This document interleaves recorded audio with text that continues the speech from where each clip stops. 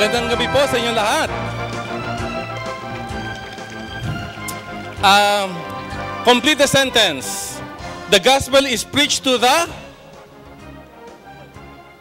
Ano sabi ng Panginoon? To the poor, di ba? Ang ebanghelyo ay pinangaral sa mga mahihirap. Alam nyo, ang good news dyan total salvation is found in Christ and Christ alone, di ba? At ang Panginoon natin, siya ay eternal life and abundant life. Alam nyo, itong kasaysayan itong libro na Power to Create Righteous Wealth at saka itong mga DVD na ito, the same title, nagmula po ito dun sa aking ministry na binigay ng Lord sa akin sa Urban Poor sa Old Balara, Quezon City. So, sila po ang naging laboratorio ng Panginoon sa aking ministry kung paanong ang dungeon ay laboratorio ni Joseph at ang desyerto ay laboratorio ni King David, yun naman pang Old Balara ang naging laboratorio na binigay ng Panginoon sa akin. No? So, napatunayan ko po na ang mga prinsipyo ng Diyos sa Biblia ay totoo. Sabi nga ng Proverbs chapter 3 verse 5, every word of God is proven true. Kaya po ng salita ng Diyos na ihango yung bilanggo sa dungeon at gawing Prime Minister of Egypt. Kaya ng salita ng Diyos na ihango mula sa desyerto si King David at gawing hari ng Israel.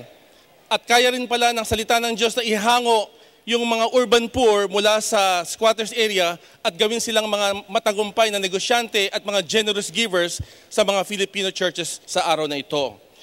So, yung pong title na Power to Create Righteous Wealth, nanggaling po siya sa Deuteronomy chapter 8 verse 18, di ba? Ang sabi ron, remember the Lord your God, for it is He who gives you the power to create wealth.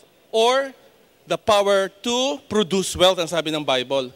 So mga kapatid, binigyan kayo at ako ng Panginoon ng power to create wealth. Deuteronomy 8:18. Kaya hindi rin katakataka kung bakit sinabi rin ng scripture na there should be no poor among you if only you fully obey the Lord your God.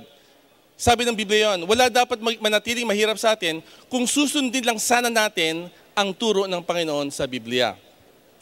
So yung pong libro na itong libro, inilahad ko po rito yung aking personal adventure kung paano ko natuklasan at paano ko na-apply yung God's power to create righteous wealth na yun. Ito pong dalawang DVD na ito, ipapakita naman sa inyo kung paano i-demonstrate, kung paano ipinakita ng Diyos yung power to create righteous wealth sa 10 pang mga Kristiyano. So dito sa libro, personal adventure ko lang, subalit dito sa DVD, 10 personal adventure ng 10 Kristiyano. No? So yung pong Module 1, ang title ay Army of the Providers, na-demonstrate po yan ng Panginoon doon sa buhay ni businessman Ralph Belzunce na taga Bacolod. Yung namang Module 2, ang title Righteous Wealth Through Blessings, na-demonstrate naman yan sa buhay ng isang dating street kid na naging negosyante ngayon, si Ferdy Gedalanga ng JFLV Enterprises. Yung pong Module 3, na ang pabagat naman ay Righteous Wealth Through Life Planning, pinakita ng Diyos yan sa buhay ni Christopher Sabares ng Azen Enterprises. Chris, pwedeng pakitayo. Ito po si Chris, yung kanyang patotoo, ang demonstration ng Chapter 3. Yung Module 4 naman, Module 3 ay yung Righteous Wealth Through Wealth Transfer, yung paglipat ng yaman.